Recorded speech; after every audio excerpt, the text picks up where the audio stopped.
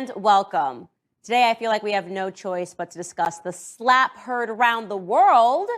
Okay, nobody watches the Oscars anymore, but over the weekend, all of that changed when millions of people worldwide began circulating a clip of actor Will Smith jumping on stage to slap the comedian host, Chris Rock, across the face for making a joke about Smith's wife, Jada Pinkett Smith. The joke was something to the effect that her new low haircut looked like she was looking to be cast in a G.I. Jane sequel. A pretty lighthearted joke by any metric, but unbeknownst to Chris Rock and also to me, and I'm sure millions of other viewers around the world who are used to seeing Jada with a low haircut, Jada is apparently suffering from a condition known as alopecia, which contributes to balding. Now, here's what's odd about the clip. When Chris Rock first makes the joke, Will laughs, meaning that he takes the joke as it was intended, lightly. But then he looks over and he sees that his wife does not find the joke funny, and he immediately goes from an amused attendee to a thug-life husband defending the honor of his wife's hair. So he hops on stage and rather dramatically slaps Chris across the face. Then he returns to his seat and he screams, "Keep my wife's name out your effing mouth," much to the horror of attendees who were all at once realizing that no, this isn't a joke. He's not kidding around. The internet was understandably outraged by the act of violence, and making things more awkward, Will Smith subsequently won his first Oscar for his performance in the film King Richard. Now, in the aftermath, there have been calls to have the Oscar award rescinded, regarding which the Academy has not yet made an official decision.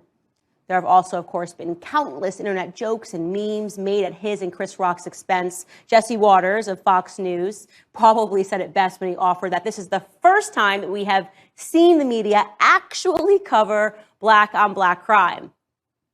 But through all of these jokes and the rampant commentary that's being offered, there is a conversation that is being neglected, a truer assessment of what we observed on that Oscars stage. For the first time, we saw the real Will Smith. Not a Fresh Prince, not a survivor of a zombie apocalypse in I Am Legend, not a crime-fighting cop in the movie Bad Boys or the Hancock superhero, but the real Will Smith, an incredibly broken man and the residual product of a directionless society that is filled with them. The kind of society that produces men that look to their more domineering wives with their tails planted firmly between their legs for instruction on what and who they ought to be in every room. The truth is that off the big screen, Will Smith has been spiritually annihilated by his wife. Don't forget, it was Jada Pinkett Smith who openly shared with the world how she cheated on her husband, remember? And with who? Her son's friend. Yeah, Jada carried out an extramarital affair with a young man who was at first friends with her son. Then she dragged her puppy dog husband out onto the world stage and told the public, while making him sit through it, listen to it, and agree that she had the right to do what she did. Don't believe me? Take a look yourself. During that time, launched into an interaction with August. What do you feel like you were looking for?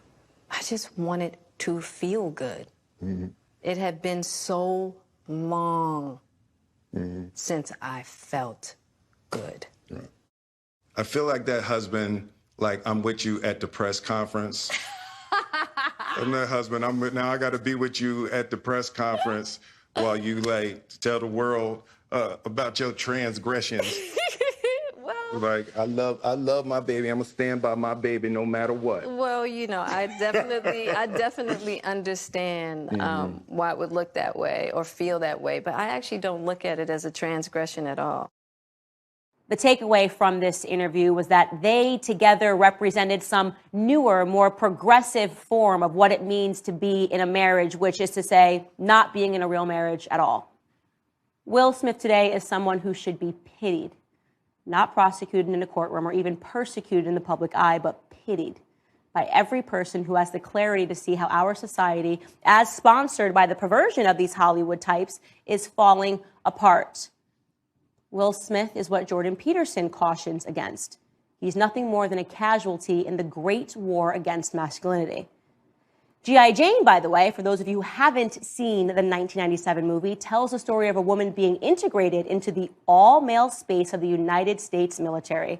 It is the inspired tale of the loss of one woman's femininity to meet the grueling physical demands of the more masculine environment that she finds herself in. And so, though perhaps not the punchline that Chris Rock had intended, I have to agree that yes, Jada Pinkett would be the perfect individual to play that role in the remake. And not because of her hair, obviously, but because of her success in stripping her husband of any trace understanding of what it means to be a real man. And let me tell you, Will, it isn't slapping a man across the face because your wife tells you to. I'm sorry to say that real manhood is not won on a stage at the Oscars with a meaningless trophy. Rather, real manhood begins and ends in your own household. It starts with the first step of being able to accurately identify what a good man, what a good woman, and what a good, meaningful relationship even is. And with that, we wish you luck, Will, on your real-life pursuit of happiness.